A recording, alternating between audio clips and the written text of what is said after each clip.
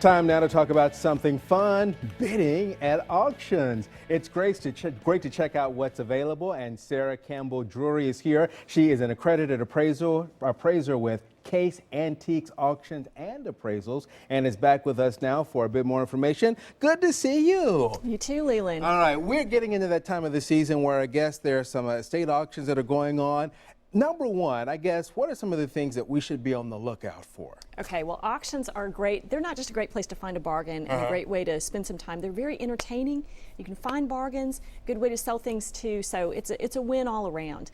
One thing you want to do this time of year is start looking out for auctions that are coming up.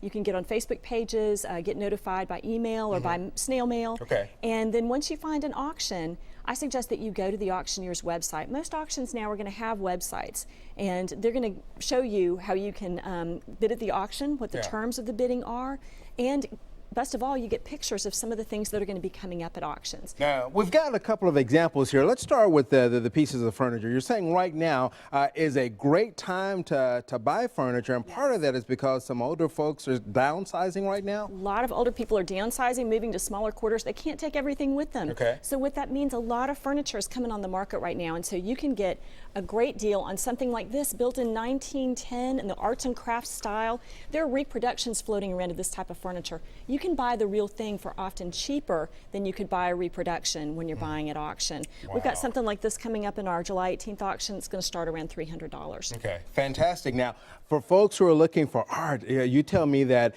an auction is a great place to get some art. Auctions are great places to buy art. There is no excuse for you to have boring art on your walls because you can pick up original artworks for a fraction of the cost that you might expect at an auction. Some of the important things to remember, though, you want to make sure that you're actually getting a painting, that what you're bidding on is a painting. Now, auctions like ours, you have a catalog, and we just fully describe everything. Okay. But sometimes if you're at one of the country auctions, you may not know. So you want to invest in one of these small little loupes. These are called loupes. You can buy them online for about $2 or $3. Yeah.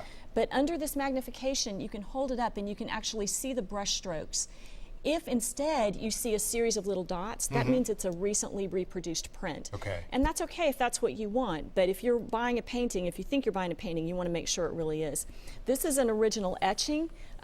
These are usually going to be a little bit less expensive than most paintings, but some of these can be really good deals. Again, you want to make sure you don't see that dot matrix. You want to see lines instead of dots. All right. Now, I want to talk about one other thing here real quick, and let's talk about this book. Number one, this is about to come up at an auction, but from a Nashville standpoint, this is a very historic book that y'all have been able to get your hands on for an upcoming auction. Right. The other thing that's really good to find at auctions are things that you would never expect to see or that you'll never see anywhere else. This is actually the first book ever published in Nashville. So again, the first book ever published in Nashville. It started the Nashville printing industry. It was published in 1809.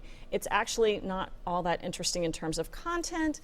It's a law book, but it's really historically important. All right. So talk about the lady who had this book, because you know, she was thinking about just, I guess, putting it as part of a yard sale and decided, you know what, maybe I need to have you look at this. Yeah, if you've got something that is that's unusual and that is something that maybe needs a national or an international market in order to do its best, you don't want to put something like that locally sold. You really want to try to sell that in a format where you have that online presence so people can see it from literally all over the world and bid on it if it's something that they're interested in. All right, great information. Thank you. Good to see you. All right, for more information on free auction evaluation days or appraisals, we're going to link you to caseantiques.com.